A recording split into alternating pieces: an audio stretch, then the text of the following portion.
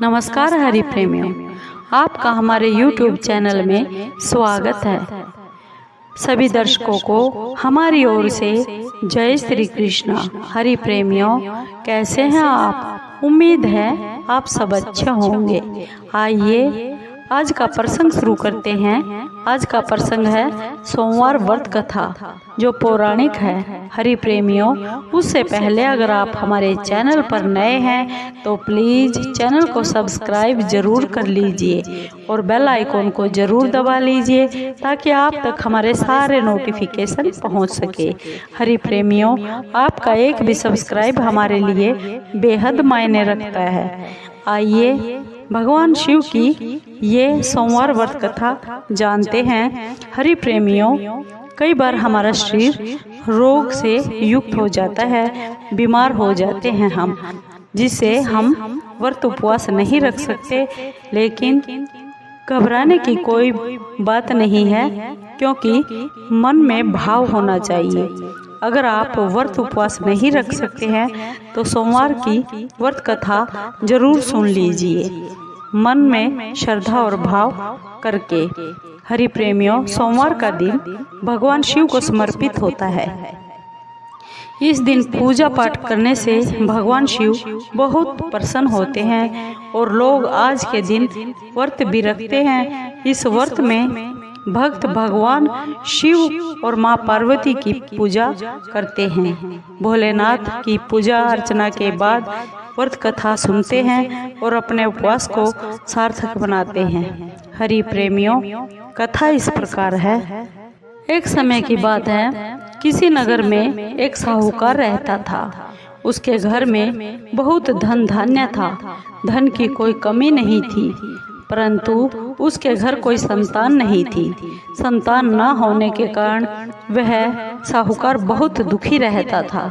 संतान प्राप्ति के लिए वह हर सोमवार का व्रत रखता था। वह पूरी श्रद्धा और प्रेम के साथ हर सोमवार को भगवान शिव के मंदिर में जाता और भगवान शिव और माँ पार्वती की पूजा अर्चना करता था। उसकी भक्ति से माँ पार्वती एक दिन खुश होकर भगवान शिव से बोली, स्वामी, इस साहूकार की मनोकामना को आप पूर्ण कर दीजिए। इस पर भगवान शिव ने कहा, हे पार्वती, इस संसार में हर प्राणी को उसके कर्मों का फल जरूर मिलता है। जिसके भाग्य में जो होता है वही उसे भोगना पड़ता है।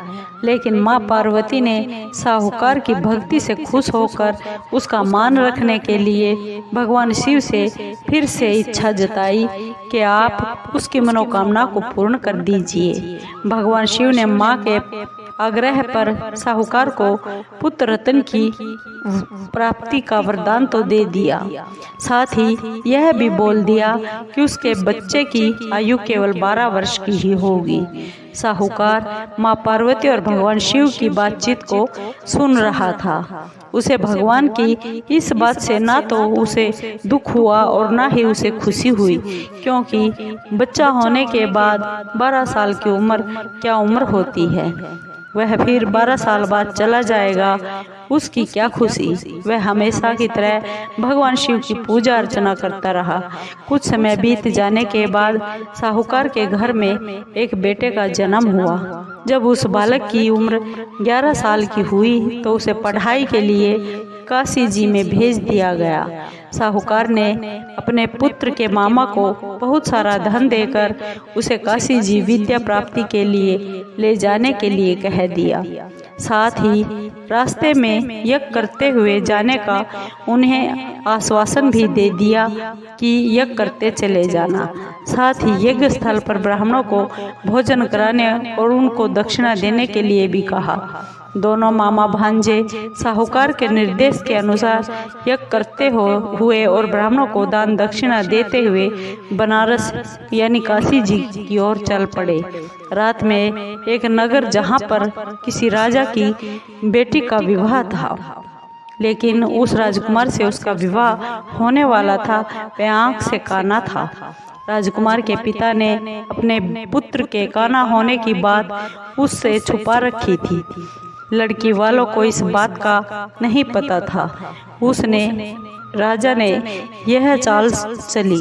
साहूकार के पुत्र को देखकर उस राजा ने सोचा, क्यों न मैं इस लड़के को दूल्हा बनाकर राजकुमारी से विवाह करवा दूं और फिर विवाह होने के बाद इसको धन देकर यहाँ से विदा कर दूंगा और राजकुमारी को मैं अपने घर ले जाऊंगा अपनी बहू बनाकर। इस तरह वह साहूकार के लड़के को दूल्हे के कपड़े पहनाकर राजकुमारी से विवाह करवा दिया। लेकिन साहूकार का पुत्र बहुत ही ईमानदार था। उसे यह बात बिल्कुल भी अच्छी नहीं लगी। उसने मौका पाते ही राजकुमारी की चुन्नी के पल्ले पर यह लिख दिया कि तुम्हारा विवाह तो मेरे साथ हुआ है। यह राजकुमार जो तुम्हें साथ लेके जा रहा है वह एक आंख से काना है और मैं तो काशी जी पढ़ने जा रहा हूँ। जब राजकुमारी ने चुन्नी पर लिखी हुई अपनी वे सब बातें पढ़ी तो उसने अपने माता पिता को वे सब बात बता दी। फिर राजा ने अपनी पुत्री को घर से विदा नहीं किया और बारात को वापस लौटा दिया। दूसरी ओर मामा के साथ साहूकार का पुत्र काशी जी पहुंच गया। वहां जाकर उन्होंने यज्ञ किए। जब लड़के की आयु 12 साल की हो गई तो उस दिन उन्होंने यज्ञ किया। लड़के ने इस दौरान अपने मामा से कहा, मामा मेरी तबीयत कुछ ठीक नहीं लग रही है। मामा ने उसे अंदर जाकर सोने के लिए बोल दिया। कहा कि तुम अंदर जाकर आराम कर लो, सो जाओ, ठीक हो जाओगे। भगवान शिव के वरदान के अनुसार कुछ ही देर में उस बच्चे के प्राण निकल गए और भांजे को मृत अवस्था में देखकर उसके मामा ने विलाप करना शुरू कर दिया। संयोगवश उसी समय भगवान शिव और माँ पार्वती उधर से गुजर रहे थे। माँ पार्वती ने भगवान शिव से कहा, हे स्वामी, मुझे इसके रोने के स्वर बिल्कुल भी सहन नहीं हो रहे हैं। कृपा करके आप इस व्यक्ति का दुख दूर कर दीजिए। जब भगवान शिव उस मृत बालक के पास गए तो बोले कि यह तो वही साहूकार का पुत्र है जिसे मैंने 12 वर्ष की आयु का वरदान दिया था। अब इसकी आयु पूरी हो चुकी है। लेकिन मात्र भाव से विभोर होकर माँ पार्वती ने फिर से कहा, हे महादेव, कृपा करके इस बालक को और आयु देने की कृपा कीजिए, नहीं तो वियोग में इसके माँ बाप तड़प तड़प कर मर जाएंगे। माँ पार्वती के इतने आग्रह करने पर भगवान शिव ने बच्चे को जिंदा कर दिया और ये वरदान दे दिया। भगवान शिव की कृपा से उस लड़के को फिर से जन्म हो गया। इस तरह उसकी शिक्षा समाप्त करके मामा और भांजा फिर से अपने नगर की ओर वापस चल पड़े। दोनों साथ चलते चलते उसी नगर में जा पहुँचे जहाँ पर साहूकार के बेटे का विवाह उस राजकुमारी के साथ हुआ था। राजा ने लड़के को वहाँ पहुँचते ही पहचान लिया और फिर अपने महल के अंदर ले जाकर उसकी खूब आदर सत्कार किया, खातिरदारी की और अपनी बेटी को साहूकार के बेटे के साथ विदा कर दिया। इधर भूखे प्यासे रहकर साहूकार और उसकी घरवाली अपने बेटे की प्रतीक्षा कर रहे थे। उन्होंने अपने बेटे की मृत्यु का समाचार मिलने पर सोचा कि स्वयं ही प्राण त्याग देने का प्रण रख लिया कि बेटा की खबर आने से पहले हम अपने ही प्राण त्याग देंगे। परंतु अपने बेटे के जीवित होने का समाचार पाकर वह बेहद खुश हो गए। उसी रात भगवान शिव ने साहूकार के सपने में आकर कहा, हे साहूकार, मैंने तेरे सोमवार के व्रत को और व्रत कथा सुनने से प्रसन्न होकर तेरे पुत्र को लंबी आयु का वरदान दे दिया है। नारद पुराण में सोमवार व्रत का उल्लेख मिलता है। इस दिन सुबह उठकर जल्दी उठना चाहिए। स्नान करके फिर भगवान शिव को जल चढ़ाने के बाद उन्हें बिल्व पत्र अर्पित करने चाहिए और साथ ही भोलेनाथ के साथ माँ गौरी की विधि से पूजा करनी चाहिए।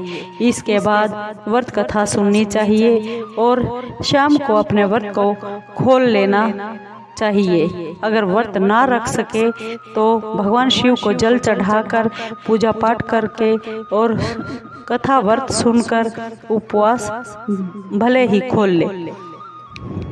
दरअसल सोमवार व्रत 3 तरह के होते हैं। इनमें प्रति सोमवार व्रत, सौम्य सोमवार व्रत और 16 सोमवार व्रत शामिल है, परंतु इन सभी व्रतों में पूजन विधि एक समान ही होती है। हरि प्रेमियों, आपको ये कथा कैसी लगी? सोमवार की कथा अगर आपको अच्छी लगी हो तो प्लीज़ चैनल को सब्सक्राइब कीजिए, लाइक कीजिए, शेयर कीजिए और कमेंट ज़रूर कीजिए। धन्यवाद दोस्तों।